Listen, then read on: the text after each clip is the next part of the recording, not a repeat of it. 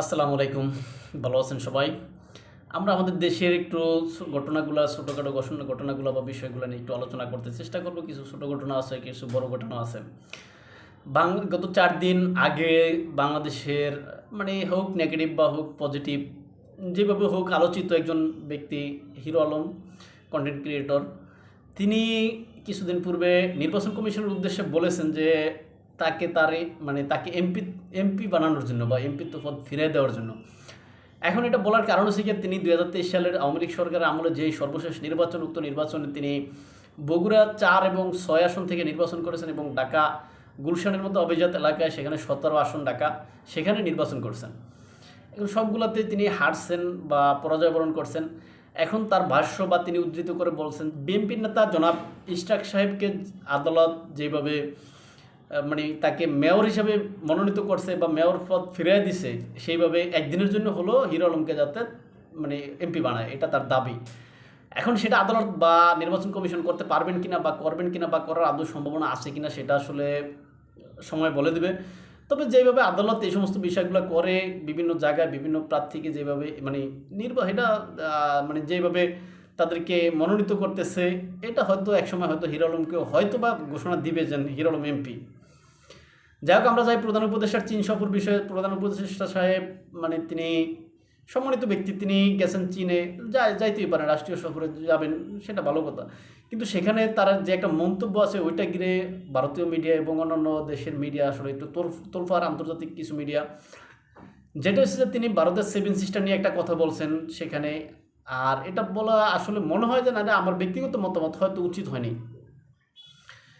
কেননা আমরা ভাই ছোট দেশ, বাংলাদেশ একটা ক্ষুদ্র দেশ, তাই আপনারা বড় দেশের সাথে কেন এই সমস্ত ঝামেলাগুলো লাগাইতে চান বা লাগানোর চেষ্টা করেন, সেটা আসলে আপনারাই ভালো বুঝবেন। এটা উচিত না মনে হয়। কেননা দেখেন ভাই, প্রতিবেশী যতই যা করেন, প্রতিবেশী কিন্তু চেঞ্জ করা যাবে না। প্রতিবেশী থাকবে, তাই প্রতিবেশীর সাথে সুসম্পর্ক রাখা মনে হয় বুদ্ধিমানের কাজ।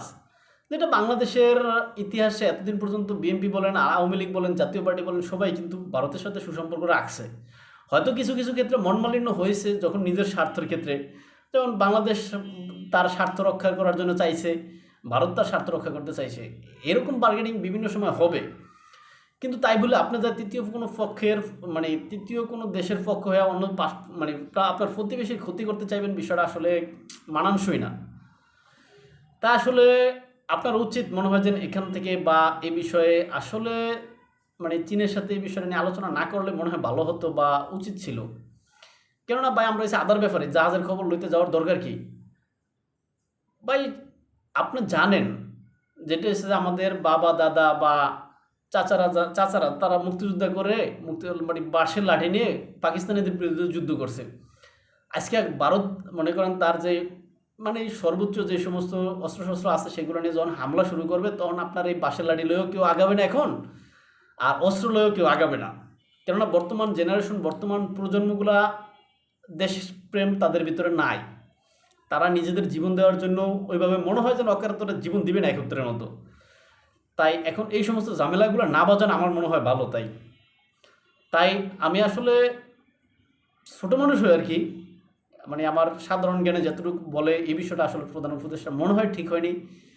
যাই হোক, যেটা তিনি ভালো মনে করছেন সেটাই হয়তো করছেন, তবে সামগ্রিকভাবে যেটা দেশের জন্য মঙ্গল হয় সেটা করাই উচিত। এইভাবে প্রতিবেশীর সাথে ধর্মার কাট সম্পর্ক রাখা উচিত না। তাই যারা আমাদের রাষ্ট্রের সর্বোচ্চ পর্যায়ে আছেন তারা এই বিষয়টা ভেবে দেখবেন। আর আমাদের যে বাপদাদারা যারা আপনার এই যে বাঁশের লাঠি নিয়ে মুক্তিযুদ্ধ করছেন, সেই মুক্তিযুদ্ধ এখন অবহেলিত অবস্থায়। সেই মুক্তিযুদ্ধের কোনো দাম নাই। কেননা দেশের বিভিন্ন প্রান্তে বিভিন্ন জায়গায় আমরা আমাদের দেশীয় যে সমস্ত মিডিয়াগুলোতে দেখতেছি, আপনার মুক্তিযুদ্ধের মুরারগুলো ডাইকা ফেলাইতেছে। এন্দা ওই যে নাসিরউদ্দিন হেজাজের যে মূর্তি আছে সেটা নিয়ে অথচ ঈদের দিন শোডাউন করতেছে। কেন এইভাবে কীভাবে সম্ভব? যেটা ইতিহাস ঐতিহ্যের একটা অংশ, সেইটা রাইখে আপনি এখানে আবার ঈদের দিন আবার ওই নাসিরউদ্দিন হেজাজের মূর্তি নিয়ে আপনার ঈদ রেলি করেন। যাই হোক, যেটা ভালো মনে করেন সেটা আপনারা করতেছেন। কিন্তু দেখেন ভাই, ৭১ কিন্তু আমাদের মূল শিকড়।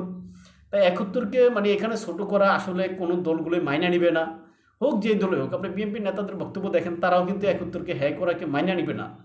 কেননা বিএনপির ভিতরে অনেক নেতা আছে যারা নিজেদের আপনার নিজেরাও সরাসরি মুক্তিযুদ্ধে অংশগ্রহণ করেছে।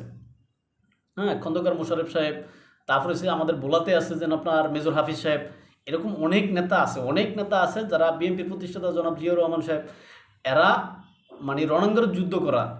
তা আপনি কোন হিসাবে আপনারা এই 24কে মানে প্রাধান্য দিয়া 71কে হ্যায় করবেন?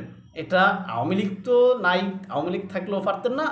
আর বিএনপি যেন এখন আছে, তাও আপনারা বিএনপির মানে ডেঙ্গিয়ে ওই যেন 71কে আপনার ওই যেন মানে নিচু করে, 24কে মানে উঁচু করে, এইভাবে আপনারা কিছু করতে পারবেন না। তাই 71-এর প্রতি সম্মান দেখান, 71-এর যে সমস্ত ভাস্কর্যগুলো ভাঙ্গা হইতেছে এগুলো মেরামত করেন।